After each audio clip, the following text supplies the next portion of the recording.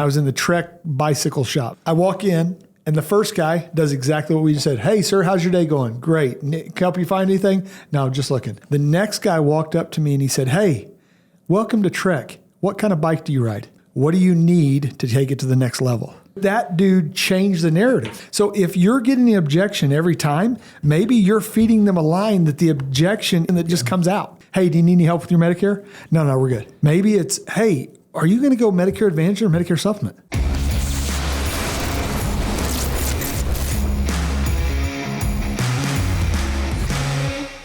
Ladies and gentlemen, welcome back to the Medicare Sales Playbook. I'm your host, Dallas Keithley, here with our co-host. I always say I'm the host, and then I say co-host. I'm really just trying to irritate you from the get-go. You know what I mean? You know, I usually refer to you as the senior co-host, so I think we're all good there. I think. That sounded, I immediately thought old. That's actually what I meant by it. So I understand.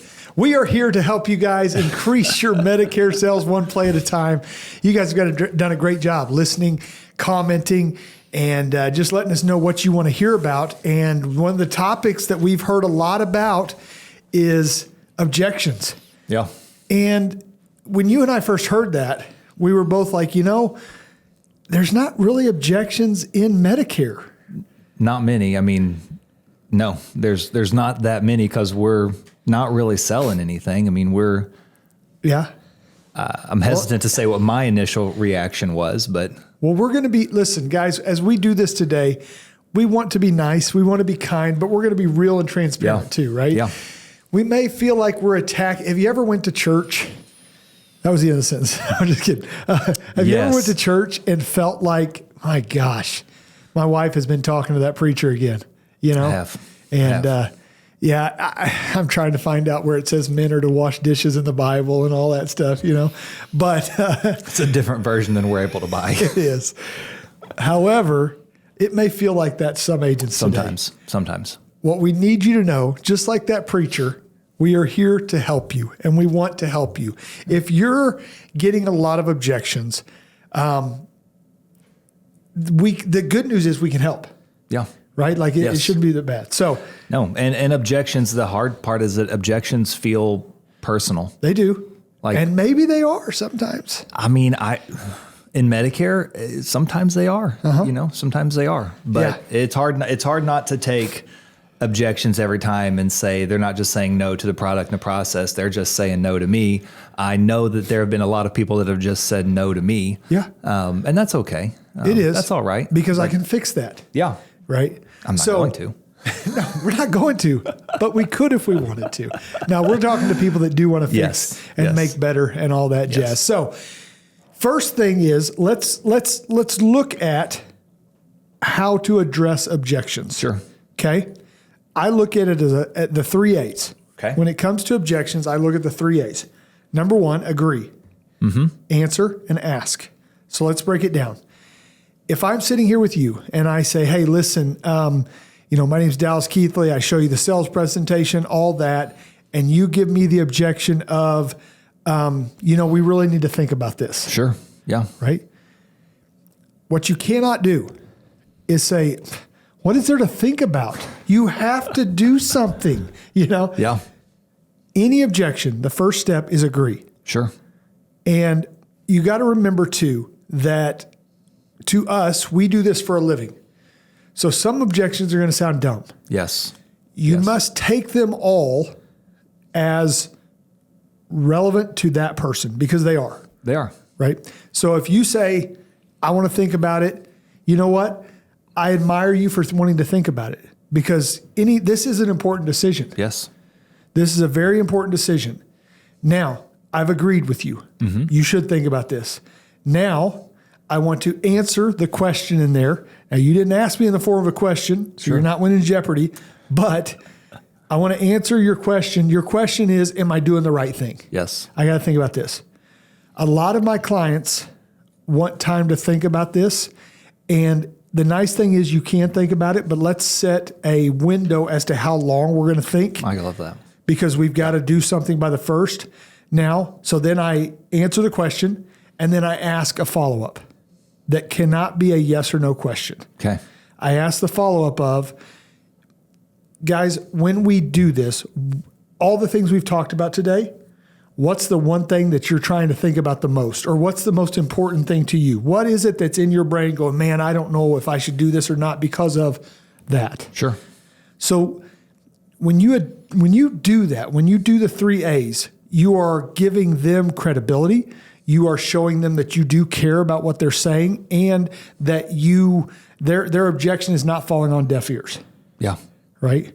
So agree, answer, ask every time. Agree with what they're saying, answer the question, ask. I mean, there's no quicker way to turn that. What's very potentially in this scenario, because, right, like let's go through the process here. We've gotten in the home, monster hurdle. Yep. We've gotten through a presentation of some sort, maybe a big hurdle. And now we've gotten to an objection that could very well just be temporary. Right. No quicker way to turn that into a permanent rejection, though, than, like you said, just make what you is feel there to dumb. think about? Yeah.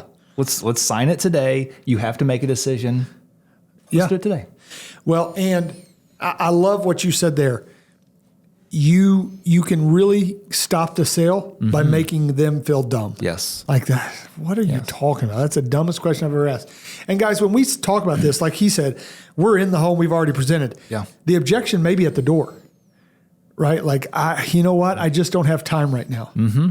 Sir, I understand. It's a very busy time. I myself am very busy. I just happened to be going by and I stopped at your house here. But Medicare agents, we don't just, we set that appointment 2 days before. Yeah. Didn't we? Yeah. Of course. Yeah. Okay. I see what you're doing there, Mr. Compliance. So let's say I show up for an appointment. Sure. And it's just not a good time. Happens. Right? Listen, I understand. I'm very busy myself. I took the time to drive out here and man, I'm happy to do it. Let me ask you, is this something that you are willing to schedule time to do? Right? Sure. Or what I love is you're very busy. I can see that. It's not a good time. What if I put a time limit on myself? Would that be okay? Can you give me 15 minutes? Sure. Right? And I'm going to set my watch. In 15 minutes, I'm out. In 15 minutes, I promise you, I'm out that door. Mm-hmm. Right? Because if somebody says I don't have time, me personally, I say I don't have time because I have ADHD and I'm scared to death they're going to be in my house for the next 3 hours. Sure. So I want to make sure that I'm controlling this. Remember, I want to back up to something. Go ahead. And sorry. I think that's a great point. It's hard though in this scenario, the I don't have time when in these scenarios, because I've certainly set appointments and showed up at doors and been told I don't have time. Well, my process was I set the appointment. I called them before I went to the appointment. So I verified once, I verified twice. I'm on my way. I get to the appointment. I don't have time doesn't say they don't have time. Right. I don't have time excuse is I changed my mind. I don't want to do this. Exactly. Or it's not important to you anymore. Not important. Because I've never walked into a doctor's office, sat in the waiting room, walked into the doctor and said, listen, I just don't have time for this right now. Never. Because it's important to me. I'd love to. It won't stop bleeding. And so now I'm here to get this fixed. So I think what you're tapping into is it important? Yes. Right? Why don't they have time anymore? They had time before. Yes. Why don't they have time now? Yeah. Also, you do have to, we talked about respecting the client. You have to respect yourself too. If I drive out to Timbuktu, Missouri, and they say I don't have time, so watch this. This is something when Cody and I knock doors for life insurance, never for Medicare. When we knock doors for life insurance, Cody taught me there comes a time when you don't have the sale already, so you're not going to lose the sale. Sure. So you might as well be a little brash because right now, if you do the math, you're walking out of this house with $0. You don't want to get arrested, so there is a limit, right? But like if I drive out to somebody's house and they say, I don't have time, and I say, listen, I understand. What if would you give me 15 minutes? And they say, it's just, I don't have time. It may come a time of, listen, sir, this is the one chance you get to visit with me. Mm-hmm. Because fool me once, shame on me, or shame on you. I'm not going to come back out here again. Yeah. I've taken my time. I've driven out here. I would love to earn your business. But my clients understand that my time is very valuable and your time is very valuable. And I can't afford to drive back out here again, time-wise. Sure. So if you would like, we could do this now, or I'd be happy to refer you to somebody that would be happy to drive out here twice. Yeah. I mean, you're right. At that point, you're being told no, so you're walking out without a sale. Why not? why not put your best foot forward? I had an appointment one time. I scheduled 3 times, showed up at their house 3 times. Now, it was only like 5 minutes from the office, so it wasn't like I was out of my way. Showed up 3 times and they weren't there. Those 3. I thought I saw that fire on the news. Did you? I'm kidding. We're kidding. It was just the garage. Just the garage with the lawnmower. Just sending a warning. Yeah, just telling them. But, you do at a certain point in time. Obviously, I didn't value my time very much. I just needed to make a sale, and I was willing to do it 3 times. Yeah. Not 4, though. 3 was enough. Sure. See, you're quicker than some, right? Slower than most. So we talked about objections. Value them. Value yourself. Yes. Next, when it comes to objection, you got to determine the level of realness or seriousness to the objection. The reason I say that, we got to determine, is it a real objection or is it just a knee-jerk rejection? Sure. Right? I don't know about you, but if I don't care where I'm at, we're shopping for a dress shirt and somebody comes up and says, hey, you find everything okay? I don't care if I'm looking for one thing in particular. Every time I'm going to say, yeah, thanks. I'm just looking. I was going to say, I bet I can get you. Bet I can guess your response. It's says, yep, doing great. Have a great day. Doing great. Yeah, thank you very much. Appreciate you. Yeah. Right. Now, the problem is there's 2 problems with that. Okay. One, they're feeding me a line that I already have a response for. Yes. Right? Hey, how you doing today? You finding everything okay? Doing great, thanks. Yep, thank you. Have a good day. Right? It's programmed. It is. It's programmed on their side. And my wife tells me I'm being too short with people. It's programmed. You had to go with the short joke. Well, your wife says you're too short. I'm being too blunt with people. Let's use that. Yeah, you're lucky we're recording. Yeah. I was in Trek. I was in Ohio. Okay. And I was in the Trek bicycle shop. They had a big bicycle shop there. And I was in Houston. Sorry. It's been a long couple of weeks. World traveler. Yeah. Ohio and Houston. When I win the lottery, there'll be signs, right? I walk in and the first guy does exactly what we just said. Hey, sir, how's your day going? Great. Can I help you find anything? No, just looking. Yep. The next guy walked up to me and he said, hey, welcome to Trek. What kind of bike do you ride? And I'm like, no, thanks, just looking, And then I'm like, wait a second. No. He asked me a question. Yeah. And I'm like, I ride the Trek 2100, whatever, road bike. He goes, what do you need to take it to the next level? And I'm like, okay. And I had literally told my wife as I walked in the store, I'm on the phone. I said, I'm not going to buy anything. As I leave the store, I'm like, listen, good news, bad news. Have you told her you bought anything? We might stop this conversation here. So, but that dude changed the narrative. Yeah. By changing the formula, so if you're getting the objection every time, maybe you're feeding them a line that the objection is a ready-made, tailored objection that just comes out. Yeah. Right? Hey, do you need any help with your Medicare? No, we're good. Right? Yeah. Maybe it's, hey, are you going to go Medicare Advantage or Medicare Supplement? Yeah. What are your thoughts on those 2? Sure. Have you made your decision yet for what you're going to do in Medicare? Yeah. Does your doctor, are you going to be able to keep your current doctors? Is your doctor in network? Yeah. Is your doctor network? All these. And so first you got to determine, we kind of got on a rabbit's trail, but it's good stuff. First you got to determine, is it a real objection or is it a knee jerk? Right? Now you got to treat both of them with the same. You do. Right? Hey, you need any help with Medicare? No, we're just thinking about it. Okay, awesome. Hey, let me ask you a question. Are you going to be able to keep your doctor? What's important to you? Dental, vision, or hearing? Yada, yada, yada. Right? You got to follow it up with something that's going to make them stop and be like, okay, wait a second. He didn't ask the average question. Yeah. Right? Now, there are 3 reasons people buy or don't buy everything in the world. From a stick of gum to that pen you're holding to these microphones, right? So when you get an objection, they are objecting to one of the 3 things. The 3 things are need, like, and cost. Okay? We're going to attack them a little bit different. We're going to flip them around. First, we said cost, right? So sure. I've got to determine when I get an objection, which 3 of those things, need, like, cost, are fueling the objection. Okay, so how are you going to get to that? We're going to go there, but like, how are you going to? Because that you get to that by asking very very specific Yep, questions. poignant, specific questions. I was thinking of that word. I thought the word was pointed, but that's probably not right. Well, it's I can't believe I thought of it.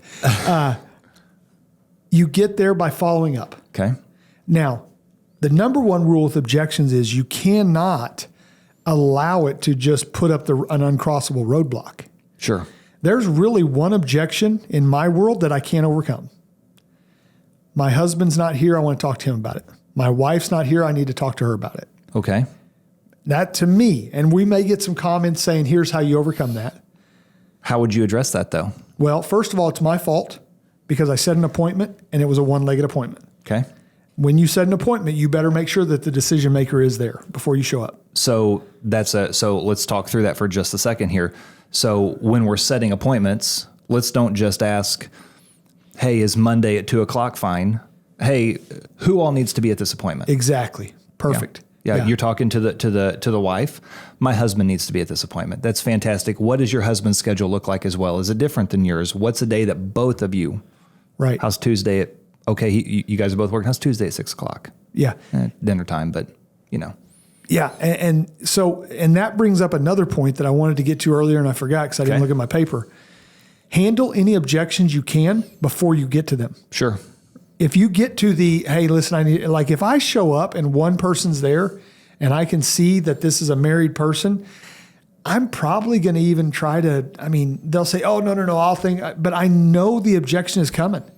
I want to think about it. Mm-hmm. Right. After you do this a while, you know what objections are coming. You do. So anything that you can address from the beginning, go ahead and address that. Like with Medicare Advantage plans, it's network. Yes. Yeah. So as I'm filling out the form, I'm going to say, hey, who are your doctors? Hey, don't worry. Before we even get to the end of this, I'm going to make sure your doctors are in network. Yes. Like we're going to make sure that happens. So you don't have to worry about that, or it may just be like, okay, look, you've mentioned network 19 times now. What if I could show you a plan that had no networks? Yeah. Right. So I'm then maybe leaning a little more towards a supplement or something like that, but addressing them ahead of time.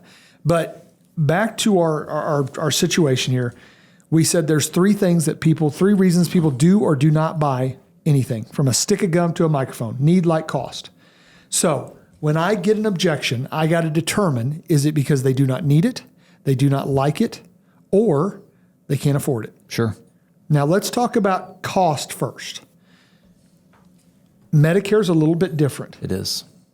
If you get the cost objection, one, you may have just been pushing the supplement, right? Yes. Because of the supplement, or you have not properly shown them. If I get the cost objection with a Medicare Advantage plan, there's probably someone that's told them, hey, if you go with an Advantage plan and you have a heart attack, you're out $28,000. Yeah. Right? That's when I need to go back and say, look, listen, Dallas, I'm afraid this just, as far as the budget, this doesn't sit right with us. Okay, let's go back. Which one of these, as I go through this Medicare Advantage plan, which one of these is raising concern? Yeah. Well, I've heard that this happens. Well, remember, you've got the MOOP. Only 3% of Americans actually hit their MOOP every year. So there's a 97% chance you won't even have to be that much out of pocket. Yeah. Right? And let me talk about a hospital indemnity plan that could save you from those costs. Love it. If that's a cost, let's do it. Do we get the cost thing too much in the Medicare world? We do. But I think it does. I think it comes back to, on the med sup side, absolutely. I can't afford this. Yeah. I can't afford this. But on the MA side, we do.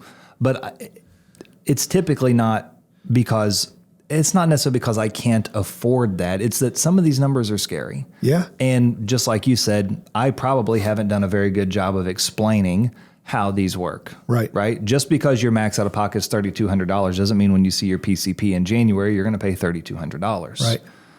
Just because this doesn't mean you're going to pay this. I haven't explained it very well. So that's really where those cost objections, I think, come from. You can solve a lot of those with a hospital indemnity plan as well. That bridges that. I know this isn't talking about cross-selling, but why don't we for a second? That bridges that gap of concern between the MA to the med sup. So And sometimes I find myself trying to push, like I walk into a house and I'm like, this is an Advantage house. You know what I mean? Like, and they're like, no, I just can't afford that. I can't afford that. I can't afford that. I'm like, well, hold on. Which one of these numbers is scaring you? Yeah. And I think it's the hospital. Yes. Or I think it's the whatever. And this has actually happened. They're like, there's a $40 copay every time I see my specialist. Mm-hmm. I go to my specialist 4 times a month. Yeah. And I'm like, crap. Like, we did, I don't know what episode it was, but we did an episode where we went through Medicare math, where we helped to break down we didn't really do it from an objection standpoint, but where we kind of broke down how do we set the stage for costs on an MA plan. Yeah. Well, and that lady, I said, okay, so I said, first of all, I apologize. Yeah. I missed that. So you're telling me you go 5 times a month, whatever, to your specialist, right? So you've done the math in your head. I go 5 times. That's $200 a month. I can't do that. Ma'am, first of all, like I said, I apologize. You need a Medicare supplement. Yeah. Because if you're paying $200 a month for a specialist, what if I could show you a plan where you can go as many times as you want, as long as it's medically necessary, and you pay nothing more out of pocket? Maybe less than 200. Yeah. Hopefully. Yeah. So it's listening and finding the objection. So we covered cost. The next one is need. Sure. If I get somebody saying, I don't need this, now this is rare. Couple things come to mind. My first question is, first answer, I understand.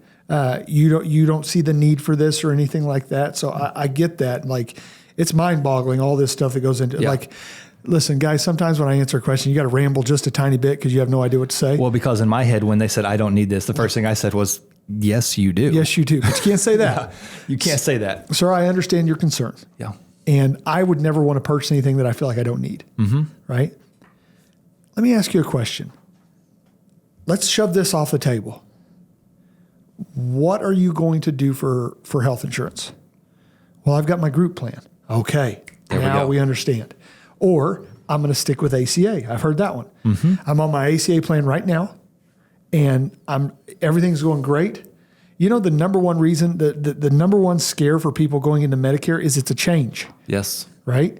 Listen, Dallas, I pay a buttload of money for my ACA plan, but like that's what they put on taxes on that line right there, buttload. It's a bunch, but certain box for it. I know it. I know I can go to this doctor. I pay this much out of pocket. I know it. It's easy.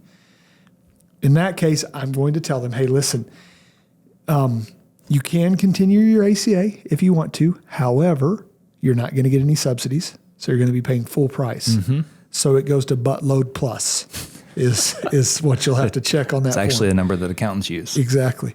You're going to be paying more, right? So also, if they're saying that, I haven't explained the benefits very well either. Because guys, let me tell you something. I don't think we're allowed to say the word better, but I think we can when it comes to ACA.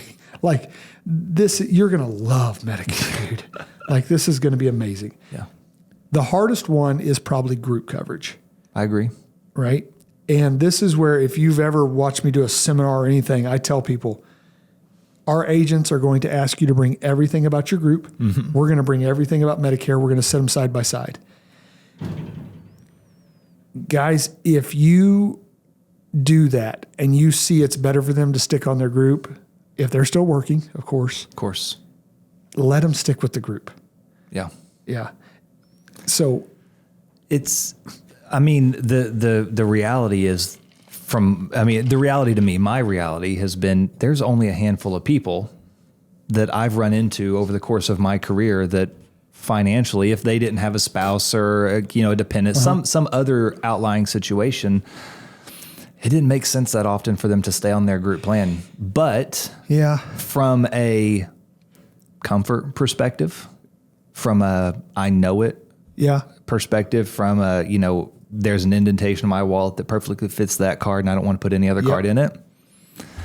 It ain't broke. Right. I do not wish to fix it. I do not want to fix it. Now, I will say, I've done seminars in capital cities before, and I run into people that work for the state or federal. A lot of times, it's hard to touch their group plan. It is. Or, it's very difficult. Any government, any universities, a lot of times are tough to play. But Yeah. Or unless they've been with a company for 48 years and they've like grandfathered into some old plan where they brought in a piece of beef jerky and that was their premium. And sometimes it's just loyalty. Yeah. Like, man, they covered when we had our kids 40 years ago. Like, Yeah. I just don't want to leave. Yeah. I get that. You can't win them all. Nope. Right. So need, cost. The third one is like. And I would say, unfortunately, this is the number one reason people don't buy. Yeah.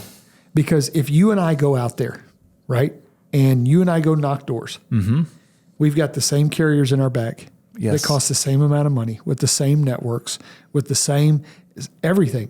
Yeah. What differentiates, other than about a foot and a half, you from me, right? It's you from me. Right. And so if I go into a home, guys, I would encourage you. There are a lot of books out there about body language. Watch trainings. Look at videos on body language, sales, all that stuff. You've got to learn early on, you know. And I think one of the reasons that I've done well in this business is I can read people pretty well, right? If they're hands back, crossed, like looking at the old watch. I've stopped meetings before and said, listen, I can tell you have no interest in this. And that's okay. Yeah. Right? Am I off? And I've had the guy go, no, you're not off. All right, let me ask you something. There's 3 reasons people don't buy anything. They don't need it, they don't like it, and they can't afford it. Which one of these 3 is the one you're like, he's like, I just don't like it. Well, there's 2 things you cannot like, sir. You can not like the plan or you can not like me. And listen, you're not going to hurt my feelings if you tell me you don't like me. Yeah. Like, I can't believe you let me in the door. Right? But which one is it? I just don't like the product. Okay. Right? What is it you do like or don't like? Oh, I don't like that it's, in this case, term. Awesome. Let me show you some non-term options. Sure.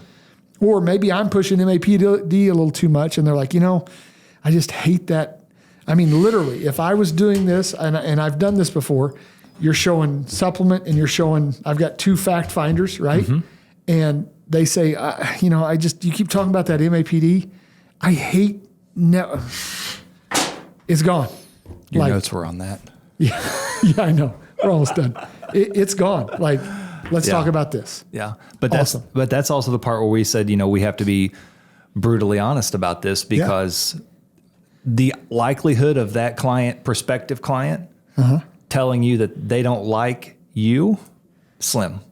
Yeah. Generally speaking, right. You'll find some that tell you that they don't like you, but for the most part, I don't like you right now. But for the most part, you're right. We're walking into homes, we're sitting in homes in front of people, talking to people with the very same ammunition in the gun. Yeah. Right. So is the difference just me versus you? I mean, and that's where we look at ourselves and say, okay, let's learn body language from our clients. What's my body language look like? Right. I'm not scaring anybody. Like, I know that, but like, am I too pushy? Confrontational, pushy? Yeah. Am I laid back? You know what mine has been every time? What's that? I talk too fast. That's fair. And so, because to me, this is simple. You got Medicare A, Medicare B, this covers this covers this, it doesn't cover this. All right, here's the 2 ways you can cover it. Yeah. I lost them at Medicare Part A. So Medicare is I literally in a seminar, I was feeling good about myself last week. I had a seminar. I went through it, 20 some people there. They're laughing. They're cutting up. I had a lady come out and be like, have you ever thought about going into comedy? I went home. I called my wife. I'm like, listen, honey. New career. You are a lucky gal. Like, you have married a dude that is good at Medicare sales, right? The next night I go, I had 4 people at the seminar. One dude asked a ton of questions that had nothing to do with Medicare. Halfway through, his wife goes, so Medicare covers supplements? And I go, what? She goes, it covers supplements? And I said, ma'am, I don't even understand your question. And I said it nicer than that. But she goes, you keep saying supplement. So it covers like vitamins and all that stuff. And I'm like, went home and called my wife at the hotel. And I'm like, honey, I'm filling out an Indeed app because I suck at this, right? So I talk too fast. Sure. I take for granted that they understand what I'm saying, and I just roll through it, right? And people don't like that about me. I think a lot of us get into that situation, though. It doesn't matter if we're talking to clients or talking to agents, whatever it is. We just assume, they know what we're talking about. And so we'll use acronyms and we'll do all the different things. And at the end of it, you're right. They're like, so Medicare. Yeah.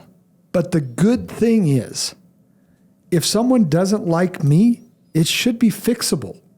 Because very rarely, guys, I've met y'all. Everybody loves you, right? Very rarely, there are cases where somebody's just a jerk, you know, and you don't mesh with somebody, or maybe you're a jerk. I don't know. But most of the time, you could stop, sit back and go, you know what? Get home that night and sit back and think, you know, Miss Susie never, I gave her a pamphlet to look at. She never looked at it. Like, I did not do a good job of capturing her interest. Sure. That's something I can fix. Or Miss Susie looked at her watch 9 times. Like, I took way too long on the presentation. Yeah. Pay attention and fix what you can, you know? Sure. So, well, let's review. We got to wrap this sucker up. Okay, let's do it. Objections. Number 1, answer, ask, and agree. I did those completely backwards. Agree, but that's answer, okay. ask. That's okay. Agree, answer the question, ask. Yep. Find out if it's a knee-jerk reaction, you know, or is it just the common? And if it is a knee-jerk reaction, you gave them a knee-jerk question. You did. Question. You did. Right? You said, hey, how's everything going today? Great.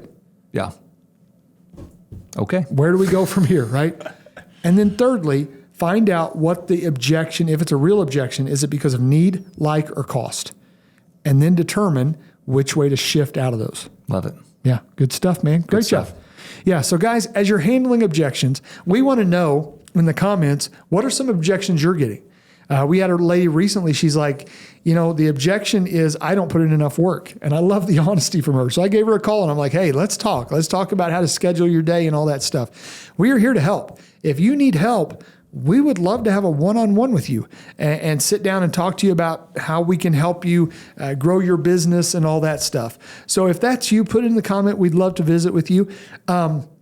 Also, big news. Yes, very big news. May the 13th of 2025. Yes. We are coming to St. Louis, Missouri. St. Louis. Yeah, St. Louis is it? St. Louis first. May the 14th. Is Kansas City. Are you sure about that? No. I'm not either. Guys, I'm going to stall. No. Yeah, go ahead and look for me. What these are, Medicare Sales Playbook is releasing the Medicare Sales Playbook Bootcamps. We're coming to cities near you. They're all within, most of them are within driving range of Springfield, Missouri. So we're coming to Kansas City, St. Louis, Oklahoma City, Tulsa, Memphis, Nashville, Des Moines, Iowa, Omaha, Nebraska, and other states that I can't remember right now. Oh, come on. I think you can get this. What do we got left? Okay, Fayetteville, Little Rock. I already said Des Country Moines. music. I said Nashville, Memphis. You didn't? Yeah. Nashville, Memphis, Fayetteville, Little Rock. All right. May 13th will be in St. Louis. Okay. We were right. Look at us. May the 14th will be in Kansas City. So May the 13th and the 14th. Be watching our social media. We're going to be putting that on there. That's the easiest place. Go to our social media pages, Medicare Sales Playbook on Facebook, on Instagram. We are going to have links there for you to register. You can also go to MedicareSalesPlaybook.com, I believe, and register. Yes. If that's not right, forgive me. But listen. It'll get you close. Just Google, how do I get better at Medicare, right? What we're going to do there, we're going to cover, this is not going to be rah-rah stuff. Now, I love me a good rah-rah Medicare boot camp, whatever. Yeah. But this is going to be applicable. Yes. I cannot ever say that word, but I think I nailed it then. I think it's right. We're going to teach you how to market, to get in front of more people. We're going to teach you how to retain those people. We're going to teach you how to cross-sell. And we're going to teach you an actual sales presentation, a Medicare presentation. So if you're within driving distance, which is like 49 states and 3 or 4 countries of St. Louis, Missouri, or Kansas City, Missouri. Start walking now. We'd love to see you on May the 13th in St. Louis, May the 14th in Kansas City, and we'll be talking about more dates as those dates get closer. Well done today, man. Love it. All right, guys, Thank you for watching. We appreciate y'all. Please like, subscribe. Come see us in St. Louis and Kansas City. We'll see y'all next time on the Medicare Sales Playbook.